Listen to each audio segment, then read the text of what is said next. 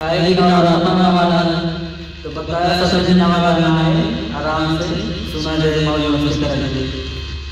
सुना दे गाना कैसे आप तू दूर करने बाड़ू माता रानी, माता रानी हो तू दूर करने बाड़ू माता रानी। आवे के मन करता, आवे के मन करता, आवे के मन करता तुझे चरण बाटे जिंदगानी।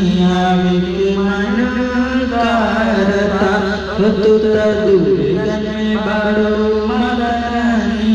आवे के मन करता तू दूर गने बाड़ो माता रानी, माता रानी तू दूर गने बाड़ो माता रानी।